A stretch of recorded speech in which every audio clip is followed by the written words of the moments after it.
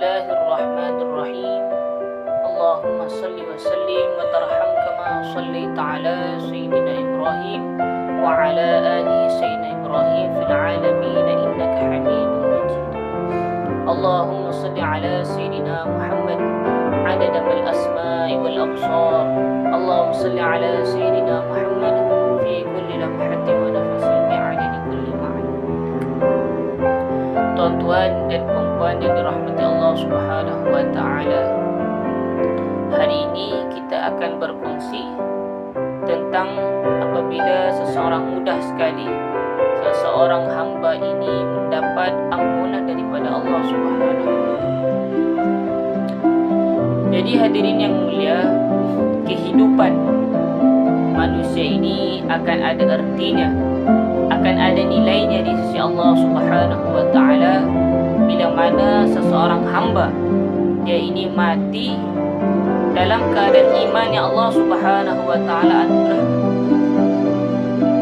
Maka cuba kita renungi, apabila seseorang wanita muslimah dia ini melahirkan anak dari mengeluarkan anak dalam keadaan kemusliman, kemudian anak tadi lahirlah ke dunia dalam keadaan kemuslimannya, kemudian anak tadi membesar 70 tahun dia berada dalam keimanannya, kemudian satu detik aja, satu minit aja waktu tadi Allah Subhanahu wa taala telah tarik iman daripada dalam hati dia, nur iman Allah telah tarik, maka dan hari itu jugalah dia mati, maka dia akan kekal abadi selama-lamanya di nerakanya Allah Subhanahu.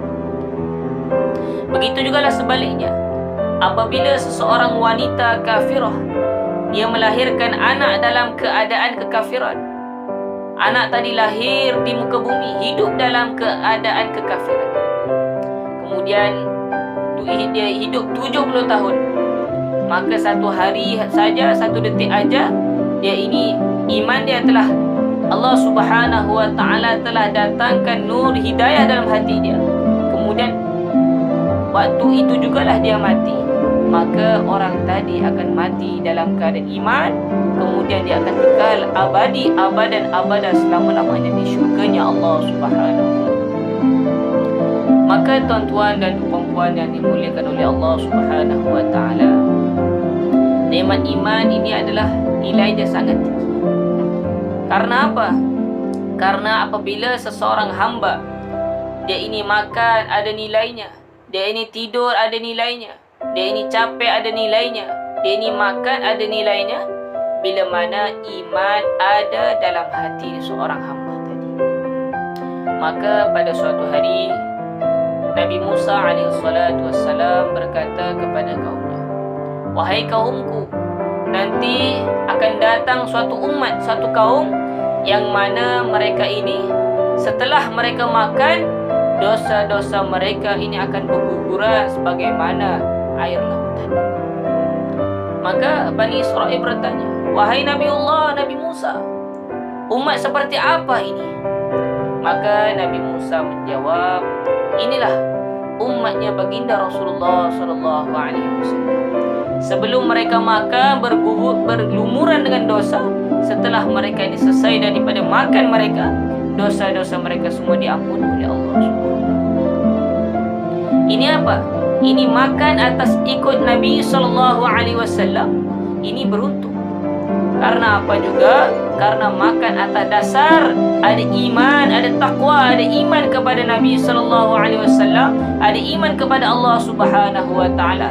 Jadi makan ini saja nilainya begitu tinggi. Maka dalam satu hadis Rasulullah sallallahu alaihi wasallam bersabda, barang siapa dia ketika selesai daripada makan dia membaca doa, alhamdulillahilladzi at'amani hadza at'am wa razaqani min ghairi haulin minni wala quwwah. Maka Nabi berkata, apabila dia baca doa ini setelah selesai makan, maka setelah dia habis makan, dosa-dosa dia ini akan berguguran sebagaimana air di lautan. Maka dalam riwayat yang lain mengatakan, barang siapa yang membaca alhamdulillahilladzi alladhi at'amani wa ashba'ani wa saqani wa arwani. Maka dosa-dosa dia ini akan berguguran, akan habis, sebagaimana akan bersih, sebagaimana dia ini baru lahir daripada perut ibu.